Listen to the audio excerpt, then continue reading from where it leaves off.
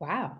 And just like that, we're live. It's remarkable how you can just press this button, yeah, that says stream live, and then all of a sudden, here I am on the YouTube live. Hang on, do we have enough light, guys? I'm going to turn on one more light, yeah? I feel like it's a bit dark in this space. You know, she is melanated, so she needs that light.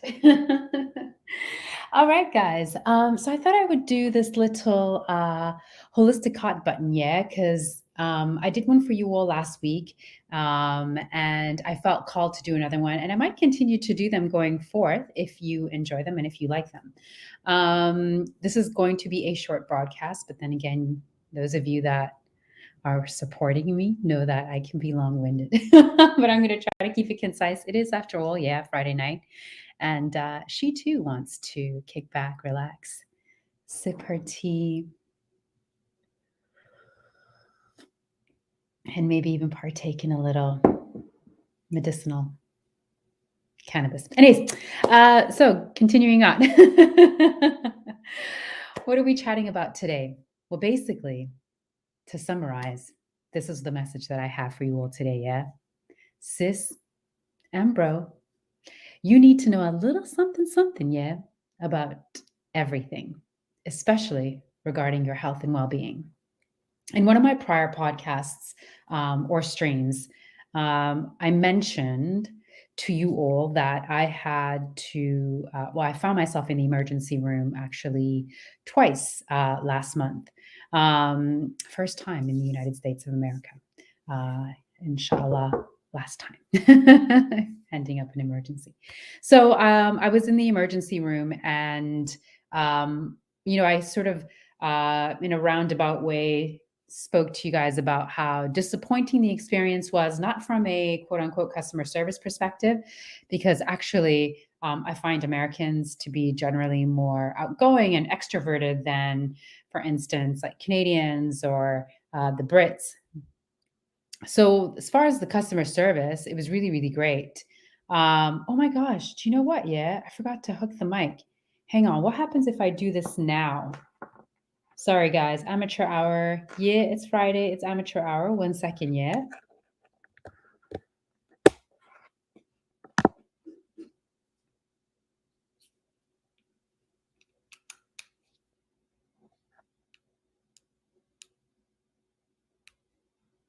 Mic check. Mic check.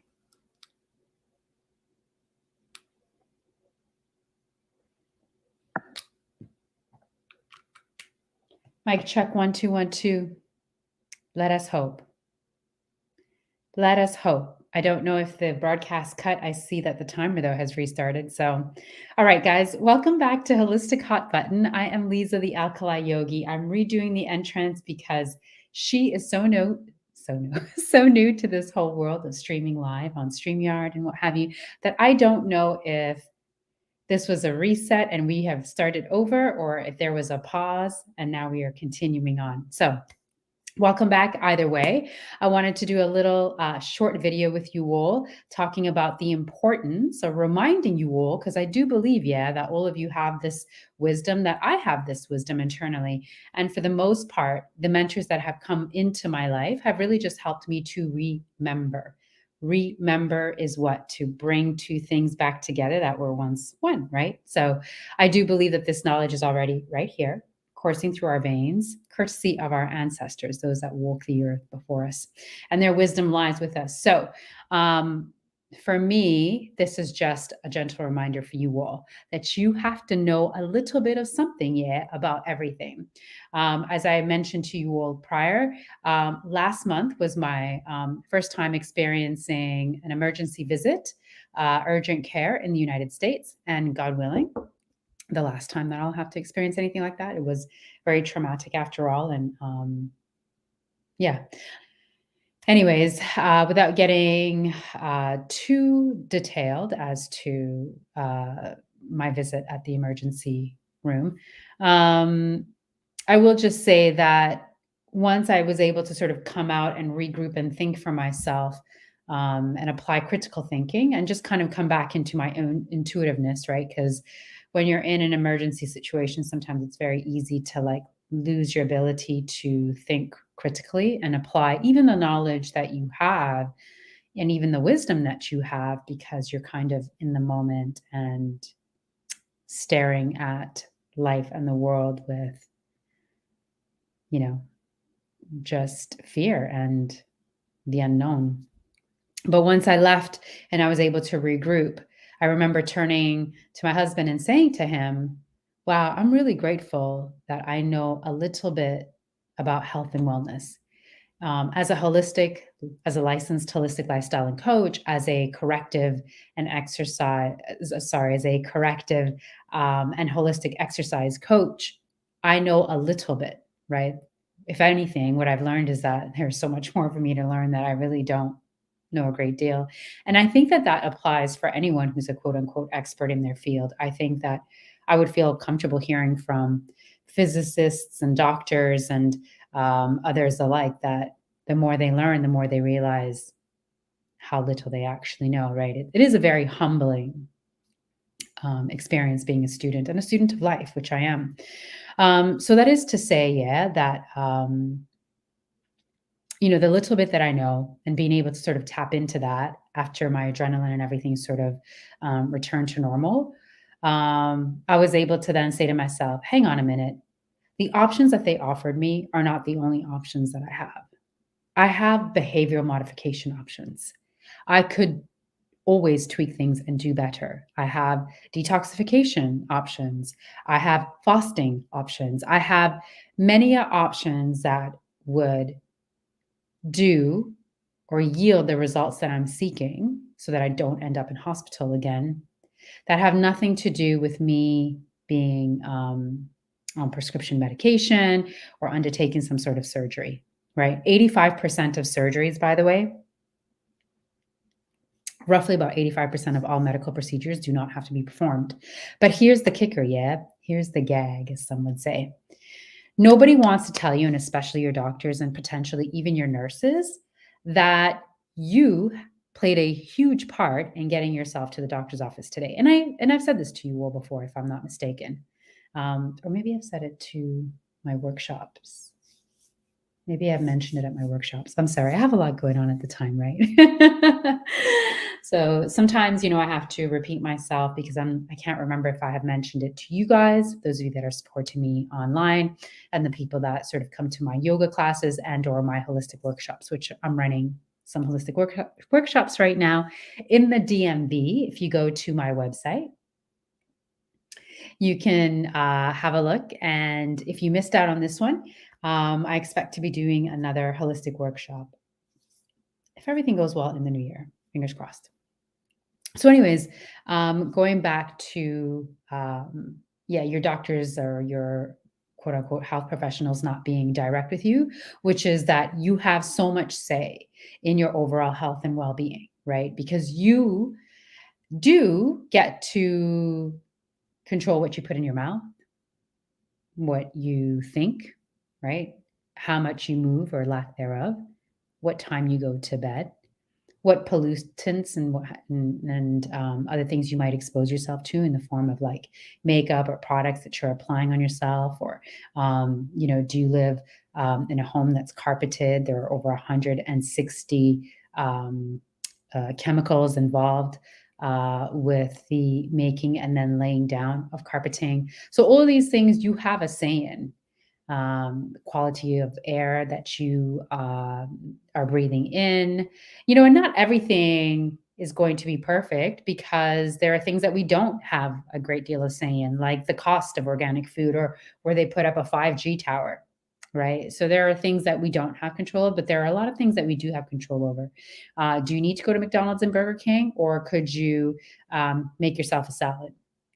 Do you know what I mean? And nutrition being, in the words of Hippocrates, food being your medicine, that plays a huge impact. So again, going back to your doctors and your other health professionals don't want to tell you that you have played a great part in getting yourself here today, whether it is that you have now brought diabetes onto yourself, or whether you have created some other autoimmune issue that didn't exist 150 years due to lifestyle changes and modern living, or choices, I should say, instead of changes, lifestyle choices instead of changes.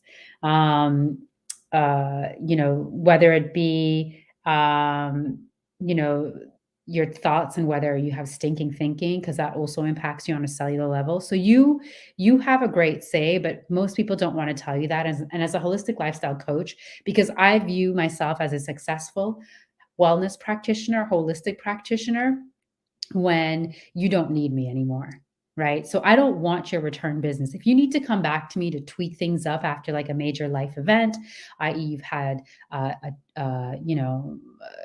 a change in career, or you've had a baby, or you are separating from a relationship that you were in for a really long time, and those things are so big in your life, or a massive move, like then that can kind of disrupt everything. And so then if you need to come back for a little tweaking, that's fine. But generally speaking, I'm not in the business of keeping you as a long-term client, because then I'm not doing my job. If I do my job, I get you well, I get you going, I get you to overstand and understand your part in all of this, so that you can then,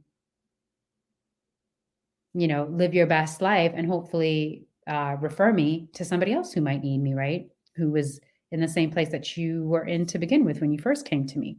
So that's what I'm in the business of. So I'm going to be very straight and direct with you, because also I'm not in support of the corruption at play when it comes to the whole quote unquote healthcare system, which to us, like I've said to you all before, we consider sick care.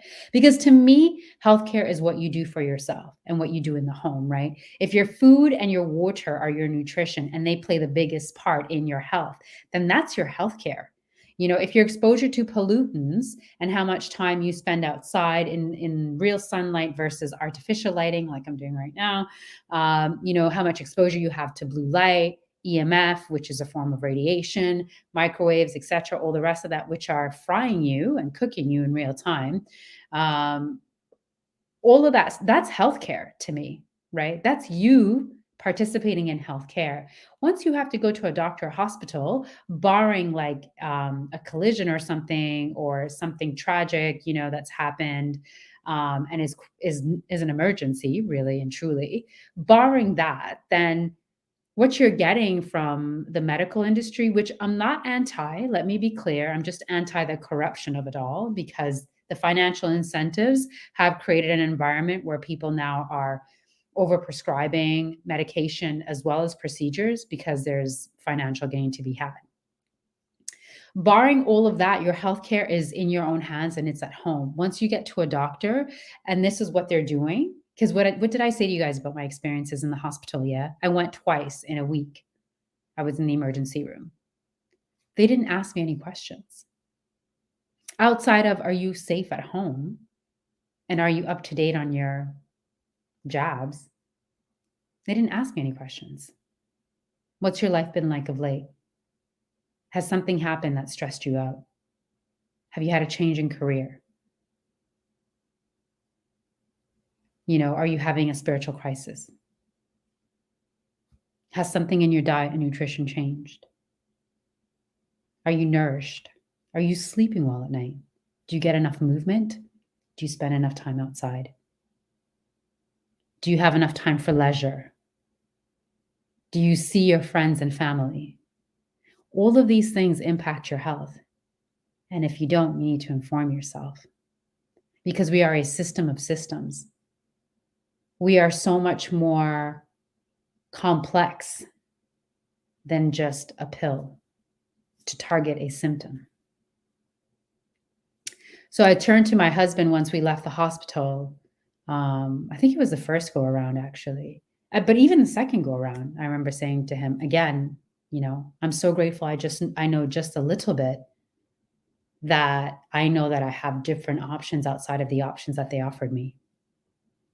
And the reason why that's important is because if you think for a second that these major corporations see you, and hospitals are under that, because are they not for profit in America anyways, right? Now let's not forget that. Let's not pretend that big pharma isn't in it for profit. Even if they did begin with altruistic intentions of actually helping people, pharmaceuticals address prescription drugs address symptomology. They don't cure anything. And that's a fact. So, and in fact, in many cases, they'll suppress the symptomology that you came in to tend to, only to create another problem because of the um, toxicity involved with pharmaceuticals, which are all petroleum based. Pause for water. So, if I didn't know a little something about everything when it comes to health and wellness, I would, of course, jump on the bandwagon of taking what was offered to me, which was a great deal of drugs. I'm talking strong medication, um, with severe consequences, just to address the symptomology, which could be also addressed by making behavioral modifications. I mean, even though I'm a licensed holistic lifestyle coach, yeah, I'm not perfect. I vacillate as well. There's some times when I'm really, really on it, and other times when I fall off, and that's just part of life. But the fact is, that I have the tools to get myself back on track, and that's what helps me to then, maintain, so to speak, maintain my wellness long term, right? Because of course, like if I have a major move or something tragic has happened, the loss of a loved one, absolutely, I fall off. All of a sudden, I might be craving, something sweet and sugary. All of a sudden, I might be staying up late to sort of like busy my mind and watch trashy TV again to just kind of deflect and distract myself from what's weighing on me or what's hurting me at the time. I'm human, but the difference is like I'll give myself a day or two to sort of wallow in that, and then I know that I need to get back on duty, back onto my routine and my regimen because I don't feel good. If I just stay in bed and I'm not going out for long walks, if I'm not immersed in my yoga practice, if I'm not, laughing with my husband or the people that I love, if I don't get back to myself, then it becomes a very slippery slope and it doesn't feel good to me. I have been under the spell, if you will, of depression for extended periods of time. And I don't wish that on anybody. Like, there is literally no one on the planet I wish that on, not even Klaus Schwab and all of his mates. You know what I mean? Like, it's horrible. So, having the tools and having a little bit of knowledge is something that we all need. And frankly, it would be irresponsible for us to not know a little bit of something, a little bit of everything rather, when it comes to our own health and holistic approaches to everything. It would be careless, especially in this climate where everything is about like pushing drugs on you, pushing inoculations on you, yada, yada, yada. And nobody is wanting to tell you the fact that you need to quit consuming the rubbish that you're putting into your body, period. So I want to, again, we're getting a little bit longer now than I wanted to be. So to sort of like really bring it home, make I want to read to you two things. Yeah. The first thing I want to quote to you, I want you to think about the last 2.5 years when I read both of these excerpts to you. The first is actually quite short. It's just a quote from Mark Twain. Whenever you find yourself on the side of the majority, it is time to reform or pause and reflect. I'm going to leave you there for a moment to think about that, and then I'm going to read it again.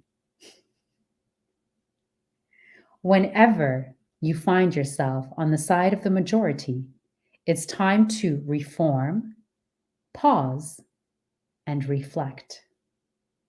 Think about that and apply it to the last 2 years and the mob mentality that, especially people who were like me, what I thought we were anyways, like healthcare allies, but I guess I was naive because it was a very monotone, one narrative driven forth, which didn't allow for other credible voices to speak up and to offer anything other than what was being pushed by big corporations and media outlets and big government.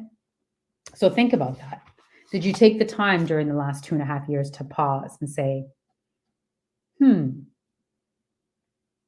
mob mentality, do we have any examples in the past historically where where we have seen that to be on the wrong side, so to speak, of history, or the disagreeable side of history? The other thing I wanted to read you, and this is a little bit longer, is from this great book called Cure Tooth Decay. It was recommended actually by one of the instructors that I had when I went to do my completion of IMS training at the Czech Institute in San Diego back in August. Phenomenal book. And it talks again about some of the corruption, even in dentistry, which you have to blow it out and apply to the entire healthcare industry. So this one's a little bit longer, but pay attention. It's worth a listen. And then I highly recommend it. I will also add it to the description box so you can go to the public library or purchase it. I've decided, by the way, that I'm going to start signing up books again from the public library. I've just gone on a tangent. Let me get back to this. All right. This is on page 8. Bacteria exist everywhere and are nearly impossible to get rid of completely. More than 400 bacteria are now associated with dental disease, and many more have yet to be discovered. Since bacteria are a part of life, with some good ones and some bad ones, and trillions of them everywhere, dentistry's approach to eliminate bacteria seems quite hopeless. In 1922, dentist Percy Howe read before the ADA, which is the American Dentist Association, if I'm not mistaken, that his research team tried and failed to reproduce dental decay by feeding and inoculating guinea pigs with various bacteria associated with gum disease and tooth decay. He said, "In no case did we succeed in establishing dental disease by these means." However, Dr. Howe said, we had no problems in creating tooth decay in guinea pigs by removing vitamin C from their diet.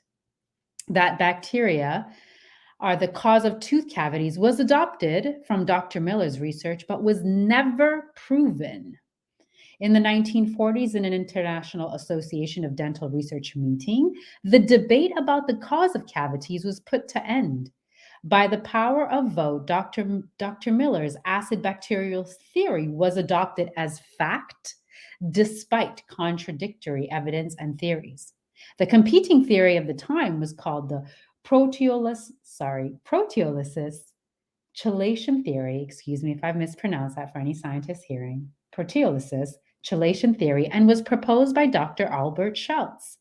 This theory suggested that enzymes, not bacteria, and chelating agents, which are common in plants and animals, not acid, were the cause of tooth decay. In Dr. Schatz's proteolysis chelation theory, it is diet, trace elements, and hormonal balance that are key factors in triggering enzymes and tooth mineral chelation, which results in tooth decay.